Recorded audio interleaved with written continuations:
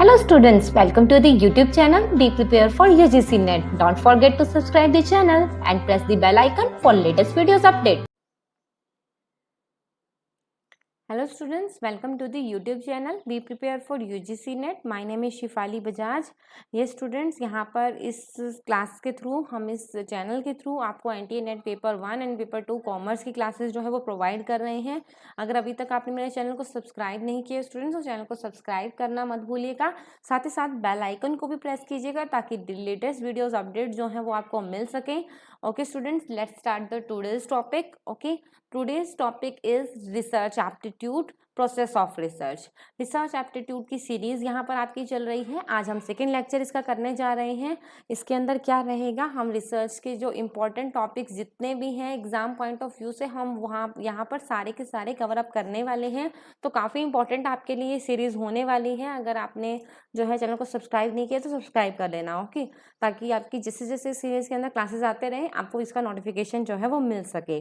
Okay, process of research के ऊपर आज हम बात कर रहे हैं. इसका तो ईच एंड एवरी स्टेप, अगर हम अलग अलग स्टेप की बात करें तो वहाँ से भी अलग अलग क्वेश्चन आ सकते हैं. तो काफ़ी इंपॉर्टेंट टॉपिक है ये आज आपकी क्लास का. तो पूरा वीडियो को ध्यान से सुनिएगा, क्लास को ध्यान से समझिएगा. हो सकता है कि आपके एग्जाम में इससे रिलेटेड क्वेश्चन जो है वो आपको मिल जाए. Okay students, let's start. Process of research. Research की प्रोसेस को करते समय 3 बातों को ध्यान में रखा जाता है. पहली बात कि जो भी हम काम कर रहे हैं उसे सेट ऑफ अप्रोचेस के फ्रेमवर्क के अंदर रहें. ठीक है, फ्रेमवर्क के अंदर रहकर काम करें, रूल्स रेगुलेशन के अंदर रहकर काम करें. क्योंकि हम क्या कहते हैं कि रियल लाइफ में यूज़ होता है हमारा रिसर्च का जो भी रिजल्ट आता है. और जब हम इसे रियल लाइफ में जो है अपना अप्लाई कर रहे हैं कहीं पर, तो इसके लिए प्रॉपरली ढंग से किया जाना इसे बहुत सही है. एक्यूरेटली किया जाना बहुत सही है. ठीक है, बहुत ज़रूरी है. Next one is logical steps होते हैं काम को करने के, उसे स्टेप बाय स्टेप ही किया जाता है. जो रिसर्च का काम करने के लिए रिसर्च मेथोडोलॉजी होती है, लॉजिकल स्टेप्स होते हैं, उसे step by step he follow किया जाना चाहिए. और रिसर्च की रिलायबिलिटी और वैलिडिटी को बनाए रखने के लिए ये मेथड्स, ये स्टेप्स जो हैं वो सारे प्रोसीजर्स जो हैं वो बहुत ज़रूरी हैं. तो इसे प्रोसीजर वाइज ही, प्रोसीजरल तरीके से ही, सीक्वेंस के ही थ्रू किया जाना चाहिए. नेक्स्ट वन इज रिसर्च जो है वो हमारी अनबायस्ड एंड ऑब्जेक्टिव होनी चाहिए. अनबायस्ड क्या होता है, भेदभाव जो है ना हो, इसके अंदर किसी भी तरह का भेदभाव ना हो, किसी भी तरह की बायसनेस ना हो. हम जो है काम कर रहे हैं वो exactly according to the research ही, जो रिजल्ट हमारा आया है उसके अकॉर्डिंग ही रिजल्ट जो है वो निकाल रहे हैं. ठीक है, जो भी हमने डाटा कलेक्ट किया उसके अकॉर्डिंग ही हम रिजल्ट निकाल रहे हैं. ऑब्जेक्टिव का मतलब क्या होता है, ऑब्जेक्टिव का मतलब भी ऐसा ही होता है कि हम जो है अपना कुछ भी इसके अंदर नहीं दे रहे हैं. जो हमें डाटा कह रहे हैं, जो हमें रिजल्ट कह रहे हैं, वही रिजल्ट जो है हम अपनी रिपोर्ट के अंदर लिख रहे हैं. तो that is called the objective. ठीक है, next one is step 1, most important question and step in your research aptitude. Research problem को फॉर्मुलेट करना. बहुत बार जो है स्टेप बाय स्टेप सीक्वेंस आ जाती है डायरेक्टली इसकी आपके एग्जाम के अंदर. स्टेप 1 कौन सा है, 2 कौन सा है, तो उसे एग्जैक्टली जो है वो आप सीक्वेंस के अंदर लिखो.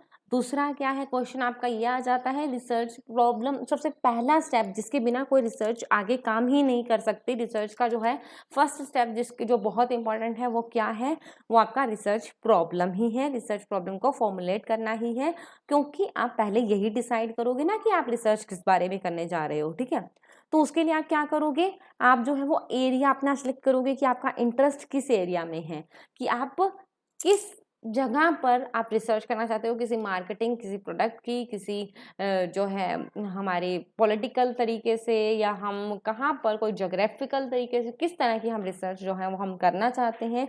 सबसे पहले आप एरिया सेलेक्ट करोगे. ठीक है, next one is literature review. आप उस एरिया के बारे में जितनी भी पहले से रिसर्च हो चुकी हैं, कोई भी जर्नल्स लिखे जा चुके हैं, रिसर्च लिखी जा चुकी है, उन सारी रिसर्च को आप पढ़ोगे, इकट्ठा करोगे, समझोगे क्या रिजल्ट उसके ऊपर आ चुके हैं और क्या रिजल्ट आज आपको निकालने हैं.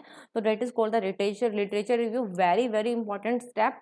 ठीक है, next one is formulation of objectives, objectives को फॉर्मुलेट करना क्या है कि जो भी हम ऑब्जेक्टिव्स हमारे रहेंगे थ्रू आउट द रिसर्च, हम किस लिए रिसर्च करने जा रहे हैं। अब देखो एरिया हमने पहले सिलेक्ट किया था, एरिया के बाद हमें पर्टिकुलरली किसी टॉपिक पे तो आना पड़ेगा कि हम ये रिसर्च किस लिए कर रहे हैं। जैसे अब मेरा एरिया रहा स्टूडेंट की लाइफ और मेरा पर्टिकुलर टॉपिक क्या रहा, ऑब्जेक्टिव क्या रहा कि मैं देखना चाहती हूँ कि उनका स्ट्रेस लेवल जो है उनकी परफॉर्मेंस के ऊपर अफेक्ट करता है या नहीं। तो ये हो गया हमारा स्ट्रेस लेवल और परफॉर्मेंस को लेकर title of the research, topic of the research. ठीक है, ये एक डिफिकल्ट टॉपिक है, डिफिकल्ट जॉब है, इसे पूरे ध्यान से किया जाना चाहिए क्योंकि हमारा टॉपिक, हमारा प्रॉब्लम इस तरीके का होना चाहिए जो प्रैक्टिकली काम में, मतलब कल को इसका सॉल्यूशन जो हो निकाल सकें। ठीक है, नेक्स्ट वन इज इम्पॉर्टेंट होना चाहिए। ऐसा नहीं होना चाहिए कि बहुत ही अनइम्पॉर्टेंट सी चीज़ जो है आप रिसर्च वर्क कर रहे हो उसके ऊपर, उसका कोई फ़ायदा तो होने वाला नहीं है। बाकायदा रिसोर्सेज, मेहनत, टाइम, मनी सब कुछ लगेगा। ठीक है, नेक्स्ट वन इज फिजिबल। आपकी रिसर्च ऐसी होनी चाहिए जो फिजिबल हो, पॉसिबल हो, एथिकल हो। ठीक है, एथिकली एंड पॉलिटिकली एक्सेप्टेबल हो। ठीक है, दोनों तरीकों से आपको एक्सेप्ट किया जाए, एथिकली अगर हम बात करें या पॉलिटिकली। ठीक है, ओके। इसके अंदर और क्या आ जाता है, रिसर्च वेरिएबल्स को आइडेंटिफाई करना। अब हमने बात की थी स्ट्रेस लेवल और परफॉर्मेंस की, तो यहाँ पर दो तरह के वेरिएबल्स थे। वेरिएबल 1 था हमारा स्ट्रेस लेवल का और वेरिएबल 2 था हमारा स्टूडेंट की परफॉर्मेंस का, एग्जाम के अंदर उनकी परफॉर्मेंस का। तो अब देखो हमारे वेरिएबल्स जो हैं वो दो वेरिएबल्स यहाँ पर निकल आए। तो वेरिएबल्स हमारे दो तरह के होते हैं, dependent variable and independent variable. Dependent variable जो दूसरे के ऊपर डिपेंड करता है, इंडिपेंडेंट वेरिएबल जो दूसरे के ऊपर डिपेंड नहीं करता है। अब इसके अंदर अगर हम देखें अपने एग्जाम्पल के अंदर, तो स्ट्रेस लेवल का असर जो है वो परफॉर्मेंस के ऊपर आता है। ठीक है, तो हम स्ट्रेस जो हम किसे बोलेंगे कि डिपेंडेंट कौन है, हमारा डिपेंडेंट हो गया हमारा V2। ठीक है, V2 हमारा डिपेंडेंट हो गया वेरिएबल 2 एंड वेरिएबल 1 जो है वो हमारा इंडिपेंडेंट वेरिएबल हो गया क्योंकि वो दूसरे के ऊपर डिपेंड नहीं कर रहा है। स्ट्रेस लेवल, अब हमारी परफॉर्मेंस का जो है स्ट्रेस लेवल के ऊपर कोई फर्क नहीं पड़ रहा है। तो एक चीज़ बहुत ध्यान से सुनने वाली है, जहाँ पर क्वेश्चन आपको बहुत बार आ चुका है, इंडिपेंडेंट वेरिएबल जो है वो उसे हम मैनिपुलेट कर सकते हैं। मैनिपुलेशन का मतलब क्या है कि हम इसे बदल सकते हैं, चेंज कर सकते हैं, इसीलिए इसको एक्सपेरिमेंटल और ट्रीटमेंट वेरिएबल कहते हैं। और इसे बदला क्यों जाता है, इसे हम बदल के ये देखते हैं कि क्या दूसरी जो वेरिएबल है उसके ऊपर असर आया। अगर उसके ऊपर चेंज आ रहा है, स्ट्रेस लेवल को चेंज करते हुए हमारी परफॉर्मेंस के ऊपर बदलाव आ रहा है, तो हम कहेंगे कि इनके बीच में एक अच्छा रिलेशन है। ठीक है, next one is formulating hypothesis.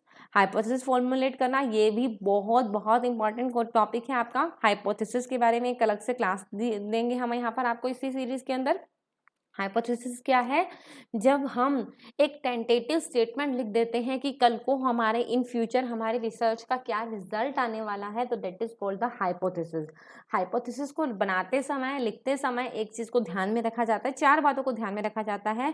पहला क्राइटेरिया क्या है कि हम जो रिजल्ट यहाँ पर निकाल रहे हैं, जो रिलेशनशिप हम दोनों वेरिएबल्स के अंदर सेट करने की कोशिश कर रहे हैं, वो एक्सपेक्टेड होना चाहिए कि हाँ ये रिजल्ट आ सकता है। ऐसा नहीं होना चाहिए कि बिल्कुल रिजल्ट वो आ ही नहीं सकता और उसे हम हाइपोथेसिस की तरह लिख रहे हैं। ठीक है, सेकंड क्या है, ये जो है हमारा टेस्टेबल होना चाहिए। जो हमारा रिसर्च हाइपोथेसिस है उसे टेस्ट किया जा सके, उसे झुठलाया जा सके, इस तरह का होना चाहिए। ठीक है, next one is, third one is क्या है कि हमने जो है अपना body of knowledge, existing body of knowledge के अकॉर्डिंग कंसिस्टेंटली काम करना चाहिए। दैट मीन्स अगर मैं हाइपोथेसिस निकाल रही हूँ, रिजल्ट निकाल रही हूँ कि स्ट्रेस लेवल परफॉर्मेंस को परफेक्ट करता है, तो पुरानी रिसर्चेस क्या कहती हैं उसके बेसिस पर ही मुझे रिसर्च का ये रिजल्ट जो है वो तय करना चाहिए कि कौन सा हो सकता है। ठीक है, finally it should be stated as simply and concisely as possible. जितना भी हो सके हाइपोथेसिस आपका सिंपल होना चाहिए, कंसाइज होना चाहिए, टू द पॉइंट होना चाहिए, एग्जैक्ट जो है क्या कहा जा रहा है, क्या बताया जा रहा है उसके बारे में होना चाहिए। ठीक है, इन शॉर्ट संक्षिप्त में होना चाहिए, उसे कहते हैं कंसाइज। ठीक है, okay, next one is research को डिज़ाइन को तैयार करना। सेकंड स्टेप होता है रिसर्च डिज़ाइन तैयार करना। रिसर्च डिज़ाइन क्या होता है कि हम प्रॉपरली पूरी रिसर्च के अंदर क्या करने वाले हैं, किस किस स्टेप पर हम कैसे कैसे काम करने वाले हैं। तो ये होता है हमारा एक तरह से मैप तैयार कर दिया हमने, रिसर्च डिज़ाइन तैयार कर दिया, इसे हम ब्लूप्रिंट या रोड मैप कहते हैं रिसर्च का। तो सबसे पहले प्रॉब्लम का स्ट्रक्चर कैसा होगा, रिसर्च के टाइप, कौन सा टाइप ऑफ रिसर्च हम करने जा रहे हैं, कौन सा मेथड जो है वो रिसर्च को पूरा करने के लिए हम यूज़ करेंगे, सैम्पल साइज कितना होगा, सैम्पल की आइटम्स जो है वो डिसाइड करना कि कौन सी होंगी। ठीक है। फिर डाटा को कलेक्ट कैसे किया जाएगा और उसे एनालाइज कैसे किया जाएगा, तो हमने पूरा का पूरा रोड मैप जो है पूरी रिसर्च वर्क के अंदर, क्या रोड मैप है, क्या मेथड, क्या हम ब्लूप्रिंट हम यहाँ पर काम करने वाले हैं जिसके ऊपर, तो वो हमारा हो जाता है रिसर्च डिज़ाइन। ठीक है, क्वेश्चन आया हुआ है कि रिसर्च डिज़ाइन क्या होता है, तो इसे भी आप पूरा ध्यान रखिएगा। ठीक है, स्टेप 3 क्या है, डाटा कलेक्शन के इंस्ट्रूमेंट्स को डेवलप करना। जब हम अपनी डाटा कलेक्ट कर रहे हैं, types of data collected, data जो है हम कलेक्ट करते हैं, तो 2 तरह के टाइप्स हमारे यहाँ पे आते हैं, प्राइमरी और सेकेंडरी डाटा। ठीक है, प्राइमरी डाटा के लिए आपको ध्यान रखने वाली बात ये है कि जो डाटा आप खुद से सिलेक्ट करते हैं, आप खुद से जो है वो ढूंढते हैं, जांचते हैं, खुद जो है वो इकट्ठा कर रहे हैं, या आपने कोई पर्सन्स इन्यूमरेटर्स रखे हुए हैं वो आपके लिए डाटा जो है वो इकट्ठा कर रहे हैं, तो that is called the primary data, जो आप अपने खुद के लिए फ्रेशली जो है वो कलेक्ट कर रहे हैं। और रही बात सेकेंडरी डाटा की, तो सेकेंडरी डाटा क्या हो गया हमारा, सेकेंडरी डाटा जो हो गया वो है कि किसी ने पहले से डाटा सेलेक्ट किया हुआ था, कलेक्ट किया हुआ था, हम उस डाटा को यूज़ करते हुए जो है अपना रिसर्च वर्क कर रहे हैं, तो that is called the secondary data के थ्रू हमने जो है वो काम किया। ठीक है, मेथड्स क्या है डाटा कलेक्ट करने के, observation method, survey method, contact method, अलग अलग कई मेथड्स रहते हैं डाटा कलेक्ट करने की। हम की ऑब्जर्व करेंगे, हम सर्वे करेंगे, या सामने वाले के कॉन्टेक्ट में आएंगे, उनका इंटरव्यू करेंगे, उनको मेल के थ्रू आंसर्स भेजेंगे, क्वेश्चंस भेजेंगे। ठीक है, तो ये सब कुछ अलग अलग तरीके हैं कि हम रिसर्च का डाटा कलेक्ट करेंगे, वो किस मेथड से करेंगे। डिज़ाइनिंग रिसर्च टूल्स डिज़ाइन करना कि हम क्वेश्चनियर, शेड्यूल, सर्वे, इंटरव्यू, क्या टूल हम यूज़ करने वाले हैं डाटा को कलेक्ट करने के लिए, वो भी यहीं पर ही डिसाइड किया जाता है। मतलब डाटा कलेक्शन इंस्ट्रूमेंट से रिलेटेड डाटा कलेक्शन को कैसे किया जाएगा, उसके लिए जो चीज़ें चाहिए वो सब यहीं पर ही स्टेप 3 में डेवलप किया जाता है। स्टेप 4 की बात आ जाती है, सैंपल सेलेक्ट करो कि हम डाटा जो है वो किन किन सैंपल से किन किन सैंपल्स को हम लेंगे और किस किस को छोड़ देंगे, रिजेक्ट कर देंगे। ओवरऑल कॉस्ट ऑफ रिसर्च, मतलब इससे जो है हमारी रिसर्च का ओवरऑल कॉस्ट बचती है। अब देखो 1000 स्टूडेंट हैं, 1000 स्टूडेंट्स के ऊपर अगर हम रिसर्च करने जा रहे हैं तो खर्चा काफ़ी आएगा। ठीक है, लेकिन अगर हम प्रॉपरली कुछ सैंपल्स ऐसे ढूंढ लेंगे, कुछ स्टूडेंट्स ऐसे ढूंढ लेंगे, 1000 में से 100 ही ऐसे स्टूडेंट ढूंढ लेंगे कि जो हमारी रिसर्च को, जो हमारे बाकी स्टूडेंट्स को रिप्रेजेंट करते हैं, तो हम जो है इसके थ्रू एक तरह से खर्चा बचाएंगे, साथ ही साथ टाइम भी बचाएंगे रिसर्च वर्क के अंदर जो यूज़ होने वाला है। ठीक है, पॉपुलेशन कंसिस्टेंट होनी चाहिए। इन केस अगर पॉपुलेशन कंसिस्टेंट है, एक जैसी है, देखो अब मैंने बोला कि 1000 में से 100 स्टूडेंट्स हम सिलेक्ट कर लेंगे। अब अगर सारे स्टूडेंट्स का स्ट्रेस लेवल लगभग एक जैसा ही है, कुछ ज़्यादा चेंजेस नहीं है, होमोजीनियस डाटा है आपका, फिर तो आप ये काम कर सकते हो। लेकिन अगर सारे स्टूडेंट्स का लेवल बिल्कुल अलग अलग है, स्ट्रेस लेवल, उनका कोई भी जो है वो रिप्रेजेंटेटिव बन ही नहीं सकता एक दूसरे का, तो हमें हज़ारों का डाटा जो है वो निकालना होगा। सैंपल जो है उस टाइम पर हम सिलेक्ट नहीं कर सकते हैं। ठीक है, सैंपल साइज डिटरमाइन करना, इसके ऊपर क्वेश्चन आ चुका है। जितना भी लार्जर होगा सैंपल साइज, जितना सैंपल साइज आपका बड़ा होगा उतना एक्यूरेट डाटा निकल के आएगा। अब देखो 1000 में से अगर मैं 100 लोगों का डाटा कलेक्ट कर रही हूँ या मैं 500 कर रही हूँ, ठीक है, तो मेरा एग्जैक्ट रिजल्ट किससे अच्छा निकल के आएगा, 100 वाले से या 500 वाले से? ऑफकोर्स 500 वाले से ना, क्योंकि डाटा हमारा ज़्यादा हमने लोगों से इकट्ठा किया, हमने उसके बेसिस पर रिजल्ट निकाला, तो रिजल्ट जो है वो हमारा ज़्यादा एक्यूरेट होगा।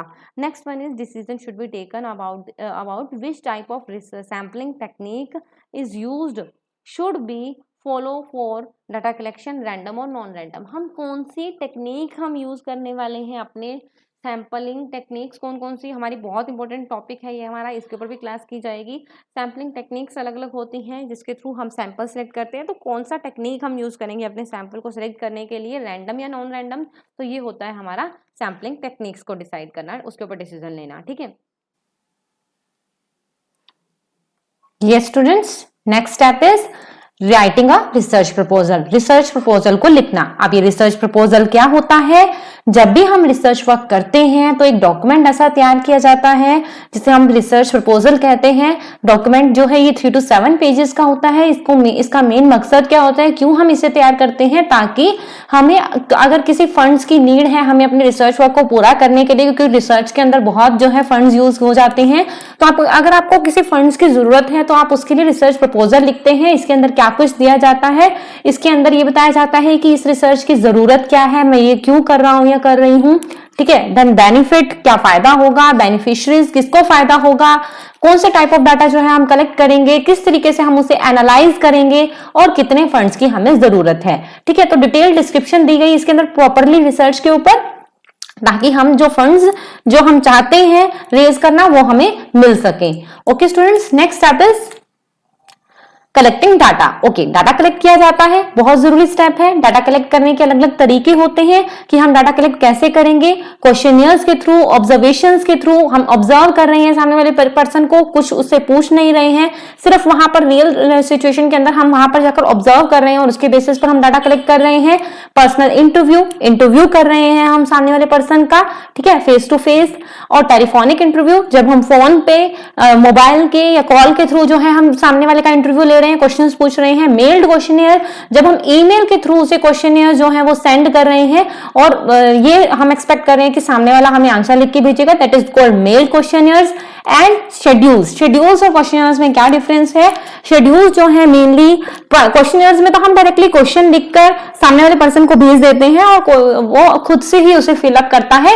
और अगर हम शेड्यूल की बात करते हैं तो उसके अंदर इन्यूमरेटर या रिसर्चर खुद से जो है वो सामने वाले पर्सन से शेड्यूल्स को पढ़ते हुए क्वेश्चंस को पढ़ता है और जैसे जैसे वो आंसर देते हैं वैसे वैसे उनका आंसर जो है वो शेड्यूल्स में नोट डाउन करता है। तो ये हो गया हमारा शेड्यूल्स। तो डाटा कलेक्शन के अलग अलग तरीके हैं जिसे हम यूज कर सकते हैं डाटा को कलेक्ट करने के लिए अपने रिसर्च वर्क के लिए। Okay, next step is processing and analysing data. जब हमने डाटा कलेक्ट कर लिया, अब हम उसके ऊपर प्रोसेसिंग करेंगे, उसे एनालाइज करेंगे, उसे जो है टेबुलेट करेंगे, एक प्रॉपर फॉर्म के अंदर उसे लिखेंगे ताकि हम डाटा को समझ पाए कि हमें क्या क्या डाटा मिला है, ठीक है। उसे एनालाइज करेंगे, अलग अलग स्टैटिस्टिकल मेजर्स होते हैं जैसे कि हमारे मीन, मीडियन, मोड, कुर्टोसिस, कई तरह के होते हैं हमारे। तो हम अलग अलग जो है स्टैटिस्टिकल मेजर्स को यूज करते हुए, स्टैटिस्टिकल मेथड्स को यूज करते हुए हम अपने डाटा को एनालाइज करेंगे। एग्जैक्टली हम जो है वो रिजल्ट एक तरह से कहते हैं ना कि एक शॉर्ट में एक निचोड़ निकाल कर लेकर आएंगे, फिर हम उसके बेसिस पर हाइपोथेसिस टेस्टिंग करेंगे। हाइपोथेसिस टेस्टिंग क्या होता है? जो हमने स्टार्ट में हाइपोथेसिस बनाया था, अब वो हाइपोथेसिस एक्सेप्ट होगा या रिजेक्ट होगा, क्या हमारी रिसर्च कहती है कि हमारा हाइपोथेसिस जो हमने सोच के चले थे कि वो रिजल्ट निकल के आएगा, क्या वो रिजल्ट सही है या गलत है, that is called the hypothesis testing. इसके लिए अलग अलग मेथड्स होते हैं, अलग अलग टेस्ट होते हैं जो हम यूज करते हैं। 4 to 5 टेस्ट होते हैं, T test, F test, Z test, ठीक है। तो इन टेस्ट के अंदर आपको एग्जैक्टली जो है फॉर्मूलाज याद करने की जरूरत नहीं है, प्रैक्टिकली कुछ भी नहीं आता है इसके अंदर। पेपर 1 की अगर हम बात करते हैं तो पेपर 2 के अंदर हालांकि कॉमर्स के वालों की जो है प्रैक्टिकली भी आ सकता है, फॉर्मूला भी आ सकता है, लेकिन पेपर 1 के अंदर अभी तक कोई फॉर्मूला नहीं आया है। तो बेसिकली मैं आपको यहां पर यही कहूंगी, जब आप इन टेस्ट के बारे में पढ़ रहे हैं तो आप ये देखिए कि ये टेस्ट जो है वो क्यों जरूरी है, ठीक है। मतलब दैट मींस इसका मेन मतलब कि हम कब कौन सा टेस्ट यूज करते हैं, उन टेस्ट के नाम क्या क्या है, टेस्ट के डेवलपर्स के नेम कौन कौन से हैं, कौन किसने किसने उसे डेवलप किया है, ठीक है। ये थोड़ा बहुत आपको पढ़ने की जरूरत है, हो सका तो हम उसके ऊपर भी क्लास लेंगे इसी सीरीज के अंदर। Okay, then generalisation and interpretation. अब हमने हाइपोथेसिस टेस्टिंग कर ली, उसके बेसिस पर हम क्या करेंगे? जनरलाइजेशन क्रिएट करेंगे, एक जो है थ्योरी डेवलप करेंगे या प्रिंसिपल्स जो है वो डेवलप करेंगे, जिसे अप्लाई करके कोई अपने रियल लाइफ सिचुएशन के अंदर उसे अप्लाई करेगा और आपकी रिसर्च का फायदा उठा पाएगा, ठीक है। तो जनरलाइजेशन होती है और इंटरप्रिटेशन जो है वो दी जाती है in this step. Okay, next step 8, last but not the least, very very important. यहां पर आपका क्वेश्चन इजीली अलग से भी बन सकता है इस स्टेप्स के अंदर, ठीक है। लास्ट और डिफिकल्ट स्टेप होता है ये, क्योंकि अगर हमारा रिसर्च रिपोर्ट ढंग से तैयार नहीं है तो एक्सेप्ट नहीं होगी, कुछ भी कमी हो जाए तो ये दिक्कत हो जाती है इसके अंदर। फॉर एक प्रिस्क्राइब फॉर्मेट है इसे करने के लिए। सबसे पहले टाइटल पेज लिखा जाना चाहिए कि आपका टाइटल क्या है, किस नाम से आपकी रिसर्च है, ठीक है। ओके, उसके बाद हो जाता है टेबल ऑफ कंटेंट्स, कंटेंट का टेबल, दैट मींस जैसे होता है ना इंडेक्स या कंटेंट्स आपकी बुक्स के अंदर या आपकी नोटबुक्स के अंदर, तो उसके अंदर आप क्या करते हो कि आपके कौन कौन से जो है कौन कौन कितने नंबर्स ऑफ टॉपिक्स अंदर दिए गए हैं, ए बी सी, फिर आप जो है आगे उसका टॉपिक का नेम लिखते हैं, फिर आप लिखते हैं कि कितने से कितने पेज के ऊपर ये है, ठीक है, 5 to 7 पेज पर है, तो that is called the table of contents. उसके बाद होता है लिस्ट ऑफ टेबल्स, टेबल्स की अलग से लिस्ट होती है कंटेंट्स की तरह ही, इसके अंदर टेबल्स के नाम लिखे जाते हैं, ABC टेबल, XYZ टेबल, ठीक है। तो इसके अंदर क्या है, हम आगे उसका पेज नंबर लिख देते हैं कि ये 5 पे मिलेगा, ये 7 पे मिलेगा, या 6 पे मिलेगा, ठीक है। तो लिस्ट ऑफ टेबल जितने भी हैं वो आपको स्टार्टिंग में ही देने पड़ते हैं। इसी तरह से फिगर्स की बात आ गई तो ग्राफ्स, चार्ट्स जो भी हमने यूज किया वो भी हम यहाँ पर लिख देंगे। फिर हो जाता है हमारा एक्नॉलेजमेंट। एक्नॉलेजमेंट क्या होता है एग्जैक्टली, किसी को थैंक यू कहना, किसी को क्रेडिट देना कि हाँ आपने हमारी रिसर्च में हेल्प की है। इसके अंदर आपके कोलीग्स हो सकते हैं, आपके फ्रेंड्स हो सकते हैं, आपकी जो है वो टीचर्स हो सकती हैं, तो उनको एक्नॉलेज करना होता है इसके अंदर, इस पेज के अंदर।